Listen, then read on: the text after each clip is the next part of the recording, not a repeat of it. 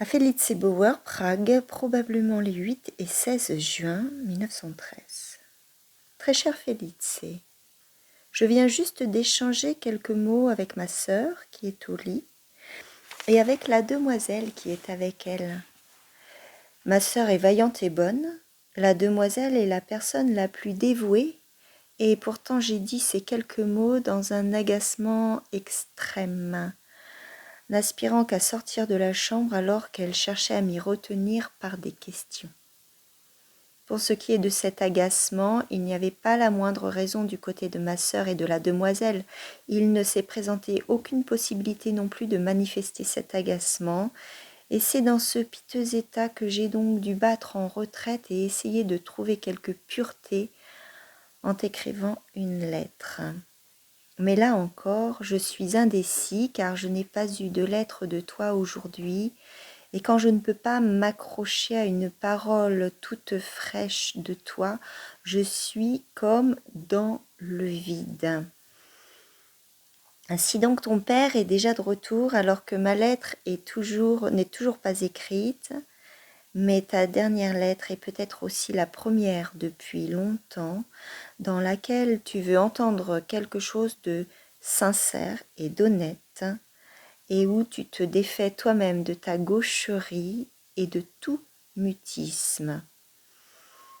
Tu reconnais donc évidemment, bien évidemment, ma situation singulière. Entre toi et moi, il y a, indépendamment de tout le reste, le médecin. Ce qu'il va dire est sujet à caution, car pour de telles décisions, ce n'est pas tant le diagnostic médical qui est décisif. S'il en était ainsi, il n'y aurait pas lieu d'y recourir. Comme je l'ai dit, je n'ai pas été malade à proprement parler, mais je le suis quand même. Il est possible que d'autres conditions de vie puissent me guérir, mais il est impossible de déterminer ces autres conditions de vie. Dans la décision médicale, qui, je peux le dire dès à présent, ne sera pas absolument décisive pour moi, seul le caractère du médecin inconnu sera décisif. Mon médecin de famille, par exemple, ne verrait dans sa stupide irresponsabilité pas le moindre obstacle, bien au contraire. Un autre meilleur médecin que lui lèverait peut-être les bras au ciel. Cela étant, considère Felice, en regard de cette incertitude, qu'il est difficile de prononcer le mot et qu'il doit aussi s'entendre d'une façon particulière. Il est justement trop tôt pour le dire, mais après il sera de nouveau trop tard, il n'y aura plus le temps de parler de ces choses que tu évoques dans ta dernière lettre. Mais nous n'avons plus le temps de tergiverser longuement. En tout cas, c'est ainsi que je le sens et c'est pourquoi je pose la question. Veux-tu, à la condition malheureusement inéluctable évoquée ci-dessus, te demander si tu veux devenir ma femme? Le veux-tu? C'est à cet endroit que je me suis arrêtée il y a quelques jours et je ne suis pas allée plus loin depuis. Je comprends très bien pourquoi je n'ai pas pu. C'est en fait et au fond une question criminelle que je te pose. Je le reconnais aussi à ta lettre d'aujourd'hui. Mais dans le conflit des forces, celles qui triomphent sont celles qui doivent poser cette question. Sur ce que tu dis en parlant d'égalité et de choses de cet ordre, à moins que ce mot, sans que tu en aies conscience bien sûr, ne vise à dissimuler autre chose, il n'y a là rien qu'un pur produit de ton imagination. Je ne suis donc rien, rien du tout. Je suis en tout aller plus loin que toi, juger un peu les hommes et se mettre à leur place, je sais faire, mais je ne crois pas avoir jamais rencontré un être humain qui, à la longue, en moyenne, ici dans la vie effective, de quoi d'autre s'agit-il en fait, ait été plus pitoyable que moi dans les relations humaines. Je n'ai aucune mémoire, ni de ce que j'ai appris, ni de ce que j'ai lu, ni entendu, ni des gens, ni des événements. C'est comme si je n'avais rien vécu, comme si je n'avais rien appris. J'en sais en fait moins sur la plupart des choses que les petits garçons qui vont à l'école. Et ce que je le sais si superficiellement qu'à la deuxième question, je ne sais déjà plus quoi répondre. Je ne sais pas penser. Dans ma pensée, je bute toujours sur des limites. Je parviens encore à saisir au vol quelques éléments isolés, mais une pensée cohérente qui se développe est quelque chose de tout à fait impossible pour moi. Je ne sais pas non plus vraiment raconter, et presque pas parler. Quand je raconte, j'ai le plus souvent une sensation comparable à celle que pourraient avoir de jeunes enfants essayant de faire leurs premiers pas, non parce qu'ils en éprouvent eux-mêmes le besoin, mais parce que la famille adulte et capable de marcher impeccablement l'exige. Tu ne te sens pas l'égal d'un tel homme, Felice? Toi qui es gaie, vivante, sûre de toi et en bonne santé.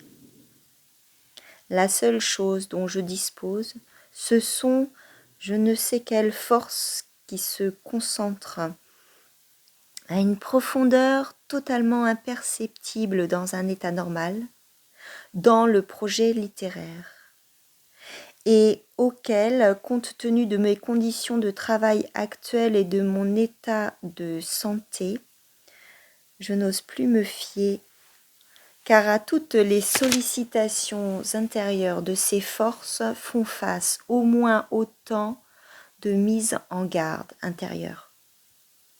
Si je pouvais en confiance m'abandonner à elle, elle pourrait bien sûr, j'en suis certain, me faire sortir d'un seul coup de toute cette lamentation intérieure.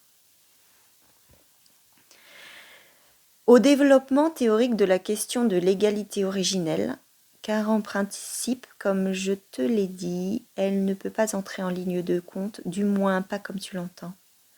Je dois encore ajouter qu'un accord dans la culture, dans les connaissances et dans les aspirations et conceptions supérieures telles que tu sembles l'exiger pour une union heureuse, est à mon avis premièrement presque impossible, deuxièmement accessoire et troisièmement pas même bon ni souhaitable. Ce que requiert un mariage, c'est un accord humain, donc un accord encore plus profond que toutes les opinions, un accord qui n'a pas besoin d'être vérifié mais qu'on doit ressentir, d'où la nécessité de vivre ensemble sur le plan humain. Mais ainsi la liberté de chacun n'est pas le moins du monde troublée. Elle n'est troublée que par la réunion non nécessaire des êtres qui constituent la plus grande partie de notre vie. Tu dis qu'il se pourrait bien que je ne supporte pas la vie commune avec toi. En cela, tu touches presque quelque chose de juste, mais vu d'un tout autre côté que tu ne le penses. Je crois vraiment que je suis perdue pour le commerce entre humains. Mener un entretien suivi, vivant et qui se construit avec une personne unique, j'en suis complètement incapable, excepté dans quelques cas isolés et excepté dans des moments terriblement difficiles. J'ai été par exemple avec Max au cours des nombreuses années depuis que nous nous connaissons, déjà très souvent seule avec lui, des journées entières, en voyage pendant des semaines et presque sans cesse.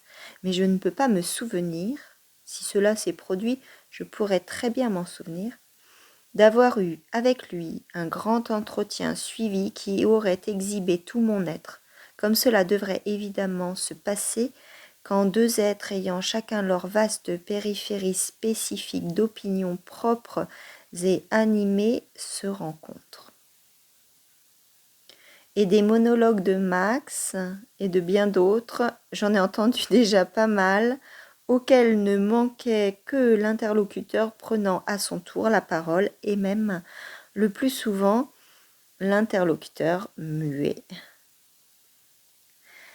Ma chérie, il se fait tard, la lettre ne part plus.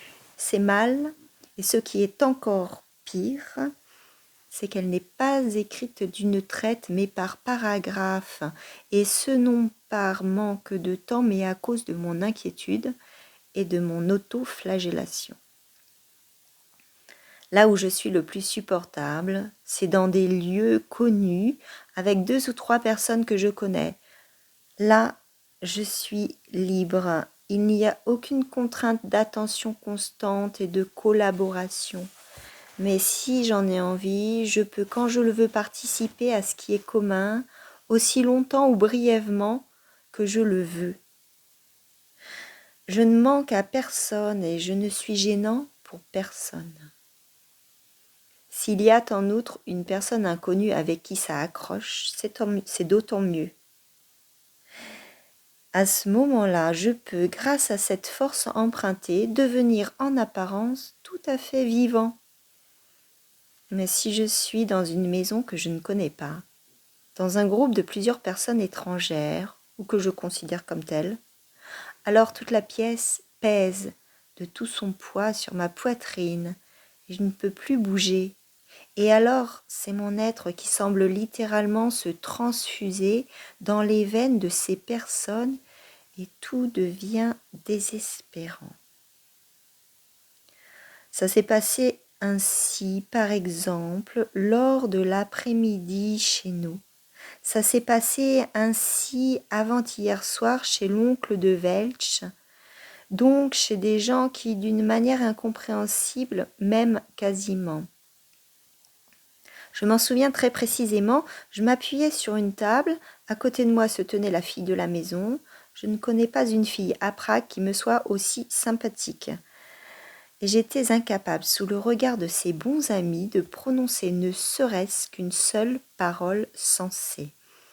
Je regardais fixement dans le vague et disais une bêtise de temps à autre. Si l'on m'avait attaché à la table, je n'aurais pas été plus torturée et plus guindée. Il y aurait encore beaucoup à dire, mais c'est suffisant pour l'heure. Tout cela pourrait donner à croire que je suis née pour être seule. Quand je me suis retrouvée seule dans ma chambre ce soir-là, j'étais bien sûr désespérée par cette attitude, mais dans une certaine mesure, j'étais aussi heureux. Et j'ai décidé de ne pas revoir mon bon ami Félix pendant au moins 1 semaine, non par honte, mais par fatigue. Je ne m'en sors cependant pas mieux avec moi-même, sauf quand j'écris. Certes, si je me comportais avec moi comme je me comporte avec d'autres, il y a longtemps que je devrais être tombée en morceaux, mais souvent je n'en ai pas été loin. Or, réfléchis donc, Felice, au changement qui pourrait résulter pour nous d'un mariage, à ce que chacun perdrait et à ce que chacun gagnerait. Je perdrais ma solitude si souvent terrible, et je te gagnerais toi, que j'aime plus que tous les êtres humains. En revanche, tu perdrais la vie que tu as menée jusqu'à maintenant, dont tu étais presque tout à fait contente. Tu perdrais Berlin, le bureau, ce qui te cause du plaisir, les amis, les petits divertissements, la perspective d'épouser un homme sain, joyeux et bon, d'avoir de beaux enfants en bonne santé, ce que, lorsque tu y penses, tu désires ardemment. En contrepartie de cette perte qu'on ne saurait évaluer, tu gagnerais un homme malade, faible, asocial, taciturne, triste, raide, presque sans espoir, dont la seule vertu consiste peut-être en ceci qu'il t'aime. Au lieu de te sacrifier pour de véritables enfants, ce qui correspondrait à ta nature de fille en bonne santé, tu devrais te sacrifier pour cet homme enfantin, mais enfantin dans le pire des sens, qui peut-être, dans le plus favorable des cas, apprendrait lettre après lettre le langage humain grâce à toi. Et tu serais perdante jusque dans la moindre broutille, la moindre. Mon revenu n'est peut-être pas plus élevé que le tien. Je gagne exactement 4 588 couronnes annuellement. J'ai toutefois droit à une pension de retraite. Mais mes fonctions étant très comparables à celles d'un fonctionnaire d'État, mon revenu est très peu susceptible d'augmenter. De mes parents, je n'ai pas grand-chose à attendre. De la littérature, rien du tout. Tu devrais donc vivre plus modestement qu'à présent. Le ferais-tu et le supporterais-tu vraiment pour moi, pour l'homme décrit ci-dessus? Et à présent, à toi de parler, Felice. Réfléchis à tout, à ce que j'ai dit dans toutes mes lettres depuis le début. Je crois que les indications que je t'ai données sur moi ne doivent pas avoir jamais beaucoup varié. Rien ou à peine n'a été exagéré. Beaucoup a bien des fois été édulcoré. Pour ce qui relève du conte extérieur, tu n'as rien à dire, c'est assez clair. Le oui t'est interdit de la façon la plus stricte. Il ne reste donc plus que le conte intérieur. Où en es-tu? Veux-tu me répondre en détail? Ou si tu ne peux pas le faire en détail parce que tu n'as pas beaucoup de temps, avec la clarté qui est dans ta nature, si claire au fond, et seulement un peu troublée par moi. Franz.